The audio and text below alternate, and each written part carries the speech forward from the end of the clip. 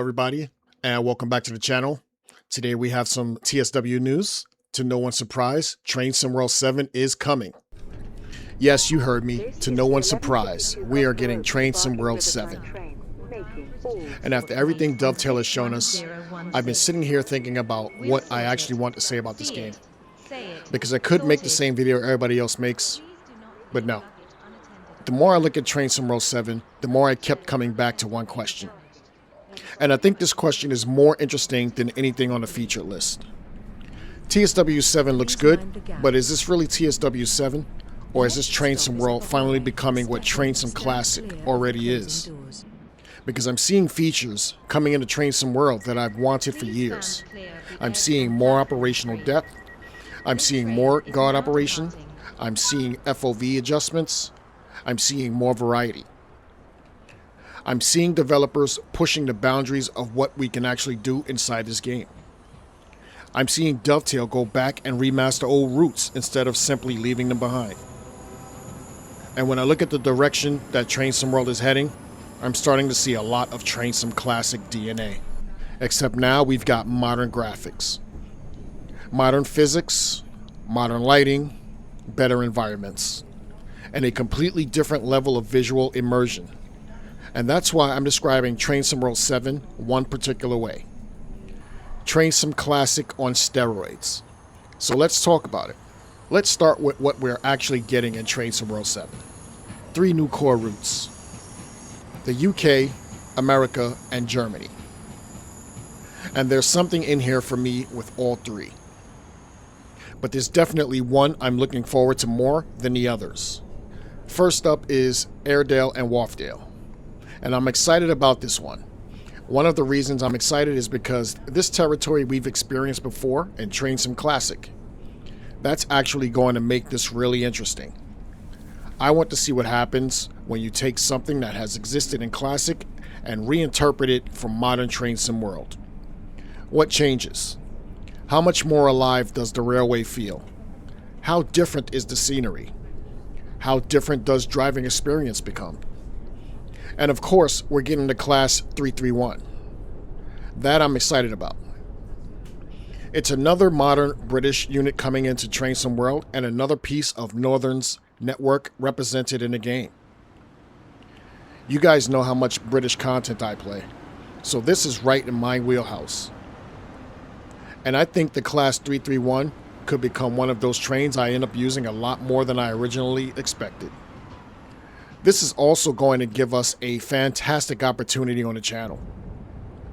Drive the older representation in Train Sim Classic, and then jump right into Train Sim World 7. Same general railway. Different generation of simulator. That's exactly the sort of comparison I want to make. Now let's talk about the route I'm probably most excited about from the core collection. Tri-Rail. And maybe I'm biased. Actually, I'm definitely biased. I'm American, but here's the problem.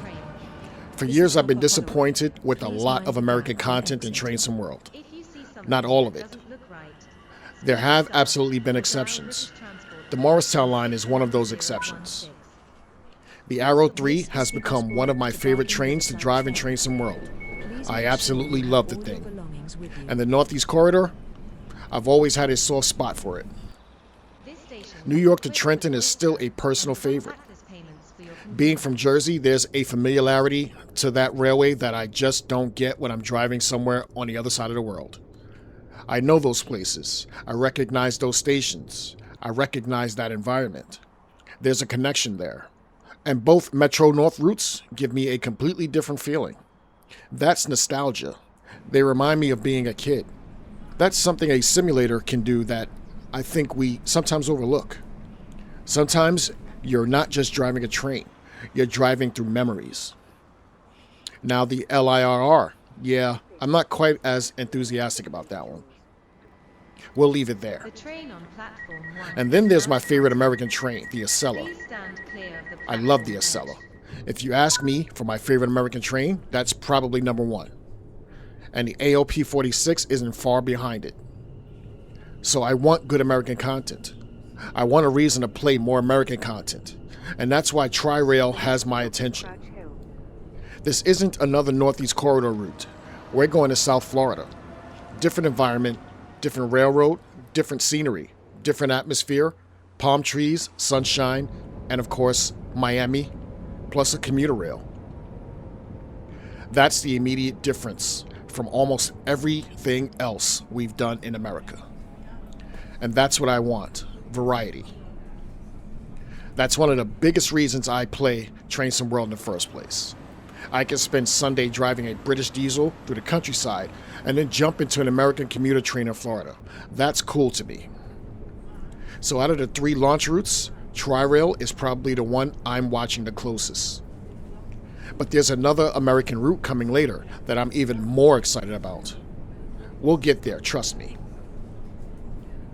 Then we have Germany. Nuremberg, Würzburg. Now I'm going to tell you guys straight up. I'm not going to sit here pretending I'm an expert on German railways. I'm not. My knowledge is nowhere near what it is with British or American content. But maybe that's exactly what makes this route interesting to me. Because instead of reviewing it as somebody who already knows everything about the railway, I get to learn. German content has always felt like a different discipline in Train Sim World. You've got high-speed running, you've got signaling, you've got the safety systems, you got PZB, LZB, and SIFA. You've got a train that basically saying, you will learn how I work, and occasionally I answer, no I won't. And then the train puts me into emergency. Welcome to King K Games. So maybe Nuremberg, Würzburg becomes my German railway education. Maybe we make that part of the fun. Instead of pretending I know everything, we'll learn the route together. And eventually, maybe I'll actually understand what all those German safety systems are yelling at me about. No promises, though. Now let's talk about the features. Because this is where Train Sim World 7 becomes much more interesting to me. The routes are DLC. Routes come and go. But core features potentially change every route. And the first one is something I've wanted for a long time. Live weather. Yes, absolutely, give me this. For somebody who cares about immersion and realism, live weather is almost a no-brainer. If it's raining in Manchester, I want rain. If there's horrible weather in Yorkshire, give me horrible weather. If it's beautiful and sunny in Miami, give me sunshine. And if there's a thunderstorm rolling through South Florida while I'm operating a tri-rail, I want to experience that. Because that's what makes simulating interesting. I don't always want perfect conditions. Real railway drivers don't get to open a menu and say, let's make it partly cloudy today. You deal with what Mother Nature gives you. That's what I want. And if live weather works the way I'm hoping it does, this might quietly become one of my favorite TSW features, because it affects immersion every single time you drive. Now let's talk about the freight hauler mode. This one I'm also curious about. I wouldn't say freight is the biggest thing on this channel. You guys know me. Passenger operations are normally where I live. But this could give me a reason to spend more time with freight. And I'm definitely going to give Freight Hauler a proper try on stream. I don't want to judge this one before I've actually played it. If it gives freight more purpose, more operation, more objectives, more reasons to interact with the train, then I'm interested. And with some of the freight locomotives we have coming down the line, this could be much more important than it initially appears. Now on to simple controls. Now, I understand why they're doing this. I really do. Train simulators are intimidating. If you've never played one of these games before and somebody puts you inside a locomotive with 300 switches and safety systems screaming at you, I can understand why you might immediately turn the PlayStation off or your PC. So accessibility is important. But for me personally, no thank you. I'm keeping the full control. Give me my safety systems. Give me my AWS. Give me my TPWS. Give me my vigilance. Give me my PZB. Give me my SIFA when I actually learn it. Give me whatever the train is actually supposed to have. I want the immersion. And if I mess something up live on stream, well, that's entertainment. You guys will certainly let me know about it. I'll also be playing Train Sim World 7 on PS5 and PC. Please mind the gap. That's going to give me a really interesting opportunity to see how the experience compares across both platforms. And I'm looking forward to the enhanced graphics. I'm looking forward to DirectX 12 on PC, and I'm looking forward to seeing what happens with the lighting improvements. TOD4 lighting? Yeah, give me that. Draw distances, shadows, performance, give me all of it. Because this is one area where Train Sim World absolutely should separate itself from Train Sim Classic. And thank you for the FOV options, seriously. It sounds like such a small feature until you're sitting in a cab trying to get the perfect view. I want to see my controls. I want to see the windscreen. I want the cab to actually feel right. And giving us control over our field of view is something I absolutely welcome. But once again, I can already hear the Train Sim Classic players. We've had that. Exactly. And that's where this conversation starts getting interesting. Then there's the expanded focus on guard operations. I'm completely on board with this. If you watch me play on Train Sim Classic, you're constantly hearing me talking about guard mode. I like having things to do. I don't want every railway experience to begin and end in the driver's seat. Train Sim World gives us these beautiful trains. It gives us detailed passenger compartments. It gives us stations, platforms, doors, passengers. So let me interact with them. Let me work the train. Let me dispatch it. Let me perform guard duties. Let me experience the railway from another job besides the driver's seat. That adds replayability. And more importantly, it adds immersion. And this is where I start noticing something. FOV, guard operations, more operational depth, freight activities, a growing variety of trains and routes, more things happening beyond simply driving A to B. And I start thinking, wait a minute, this sounds familiar. Because I've been doing a lot of this kind of stuff in Train Sim Classic. And that's where my biggest question about Train Sim World 7 begins. So what did Dovetail actually fix? New routes are nice, new trains are nice, live weather's great, graphics are great. But here's the question I want to answer once Train Sim World 7 is actually in my hands. What did Dovetail actually fix? Because that's more important to me than another logo. Performance, stuttering, lighting inconsistencies, passengers, AI, sounds, timetables, texture problems, old bugs, add-on management, issues that have survived from one Train Sim World generation to another. Those are the things I'm going to be watching. Because if we're going to move from Train Sim World 6 to Train Sim World 7, I don't just want additions, I want improvements. And there's a difference. Which leads me to the elephant in the room. Do we actually need Train Sim World 7? Or could this have been Train Sim World 6? Think about it. Core updates, live weather, graphics improvements, FOV, guard improvements, freight hauler, new routes available as DLC. Done. Why does that require another game? And I don't think that's an unfair question. Because we've been doing this yearly cycle for a while now. So, am I happy that we're getting another Train Sim World? No, I'm not. Would I rather see Dovetail spend longer building one platform and continuously improving it? Yes. I think there's an argument for that. But, am I buying it? Of course I am. Come on. There are 3 reasons. Number 1, I'm a content creator. I'm obviously going to cover Train Sim World 7. We're going to play it. We're going to review it. We're going to break things. We're probably going to get stuck at a red signal somewhere. It's happening. No doubt about it.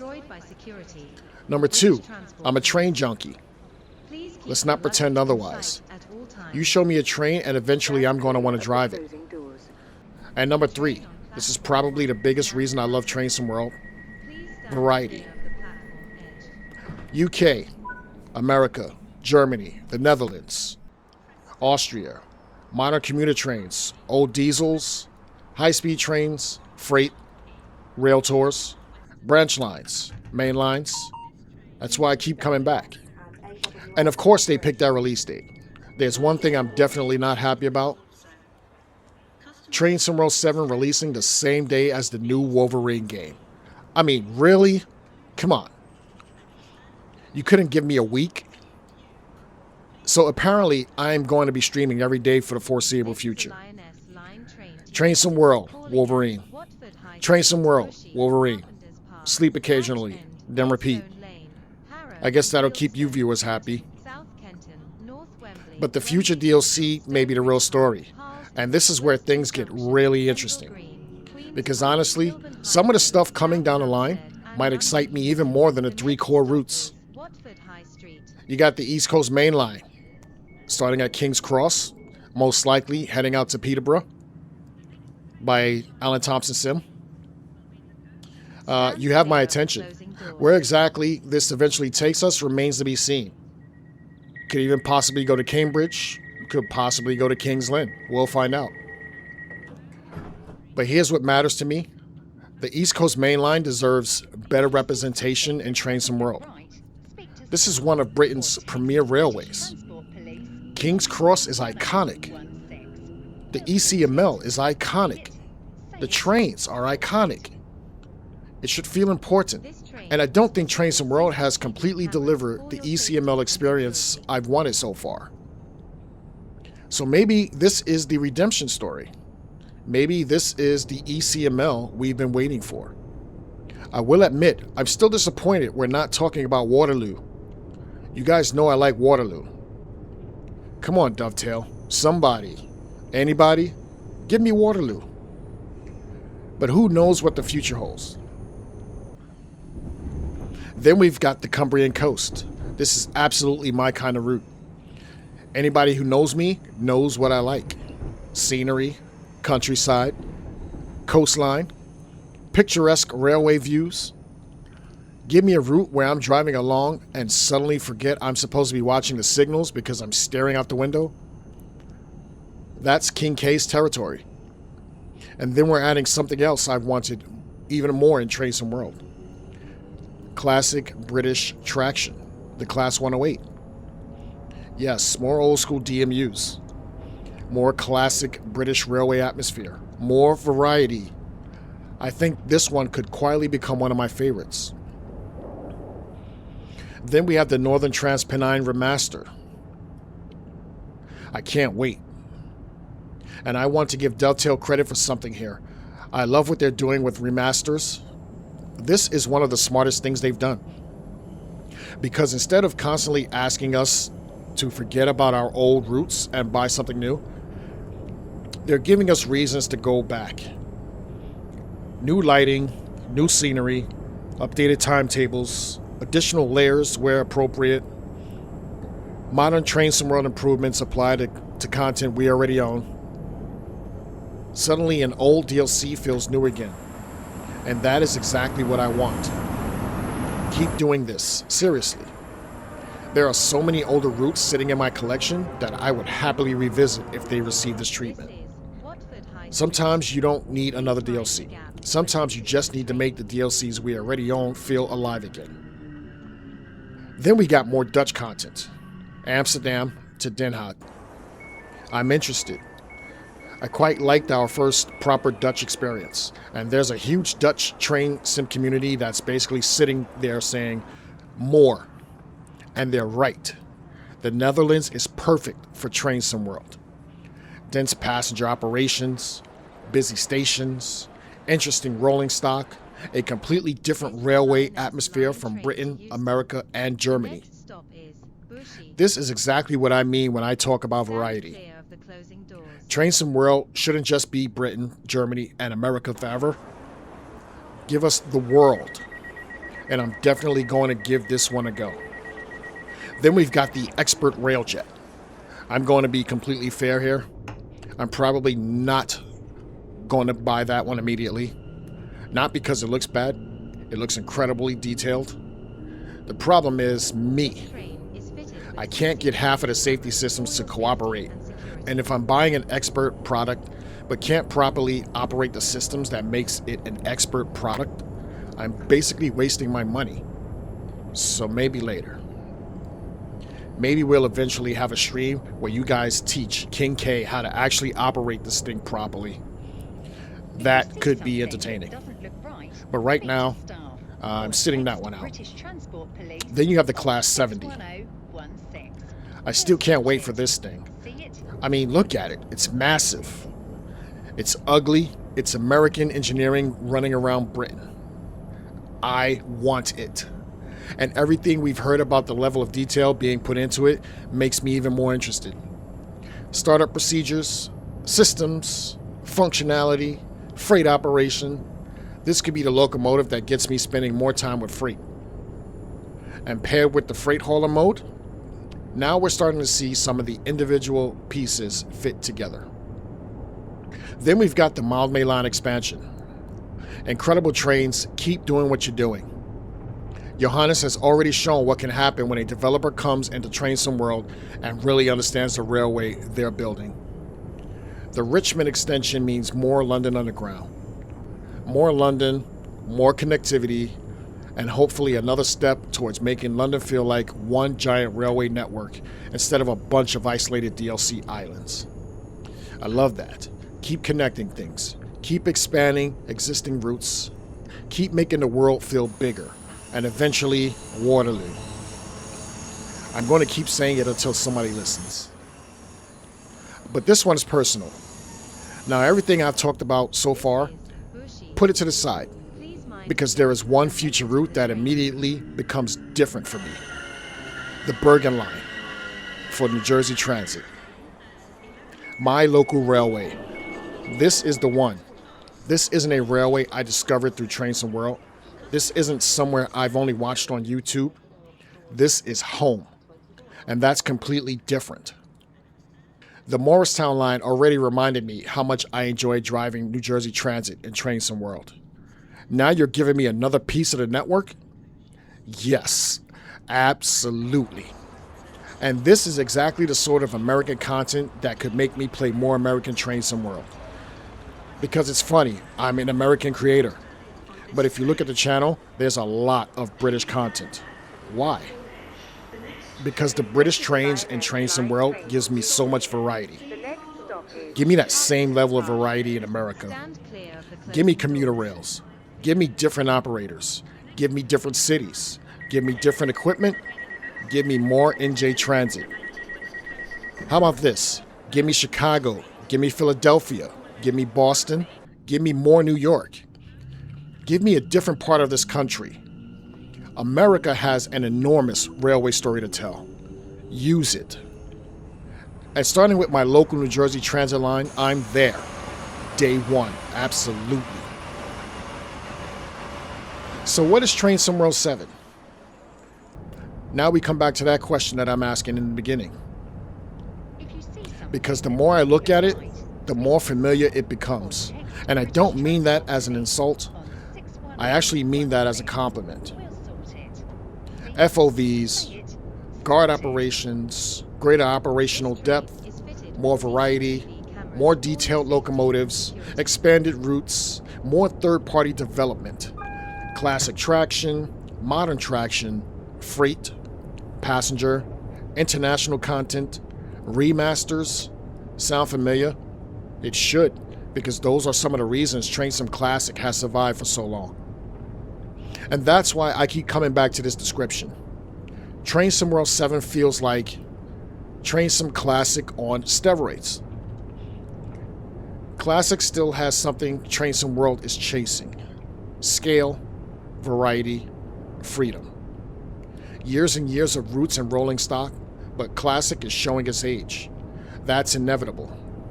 Trenton World gives us something Classic simply wasn't designed to give us at the same level.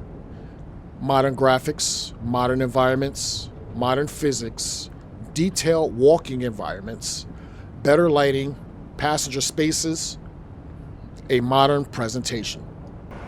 So what happens if Trenton World takes the things that made Classic great and combines them with what makes Trenton World great? That is what's interesting to me about Trenton World 7. Not the number 7, not the logo, not another yearly release. The direction. Maybe we've been asking the wrong question. Maybe the question isn't, when will Train Sim World replace Train Sim Classic? Maybe it never needs to. Maybe Train Sim Classic and Train Sim World can continue to exist alongside each other. But there's another possibility. Maybe Train Sim World 7 isn't the game that replaces Train Sim Classic. Maybe it's the game that finally starts to understand why so many of us never stopped playing Classic in the first place. And that could be much more important. So where do I stand? Am I excited for Train Sim World 7? Yes, absolutely. Do I like what I'm seeing? Undeniably, yes. Are there routes I'm genuinely excited about? Absolutely.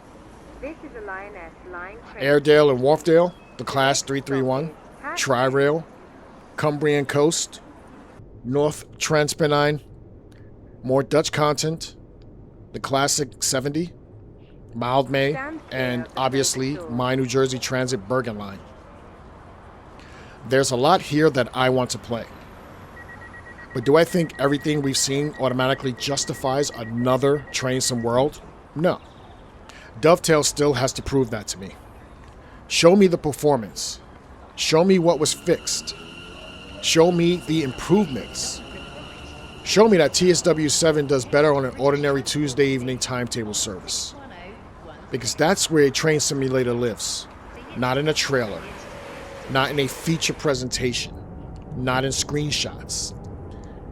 It lives when you're 40 minutes into a service, it's pouring, raining outside, you're approaching a restrictive signal, the safety systems are active, passengers are aboard, and you're trying to keep the train on schedule.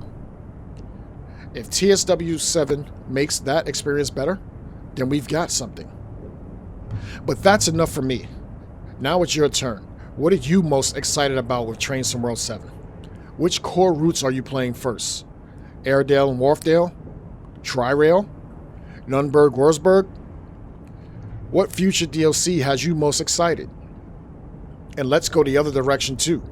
What do you hate? What announcements disappointed you?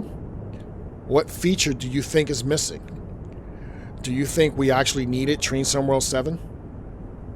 Or should Dovetail have continued updating Train Sim World 6? And most importantly, are you buying it? Day one? Waiting for a sale? Or skipping it completely? And for my fellow Train Sim Classic players, does Train Sim World 7 change how you feel about Classic? Do you think Train Sim World is finally catching up with things Classic has done well for years? Or are you staying with Classic? I really want to hear what you guys think about this one, because I have a feeling Train Sim World 7 is going to create some very different opinions in this community. And that's perfectly fine. We'll find out for ourselves when we actually get behind the controls. And if you're new around here, welcome to Kaye Games, where realism rules the rails. You can catch me every Sunday at 2 p.m. Eastern, 7 p.m. BST, where we constantly jumping between routes, trains, DLCs, and both Train Sim World and Train Sim Classic. And make sure you look out every Wednesday for our world tour, where we're taking rail tours around the world, one journey at a time. So subscribe, come hang out with us live, and definitely leave your Train Sim World 7 thoughts down below. Because whether this really deserves to be called Train Sim World 7, we're about to find out. But right now, I think Train Sim World might finally be figuring out something that Train Sim Classic knew a long time ago. The trains bring you in. The variety keeps you playing. And if Dovetail can finally combine the depth and variety of Train Sim Classic with the graphics, physics, and immersion of Train Sim World, then maybe, just maybe, Train Sim World 7 really is Train Sim Classic on steroids. I'm King Kaye. This is Kaye Games, where realism rules the rails. See you guys Sunday.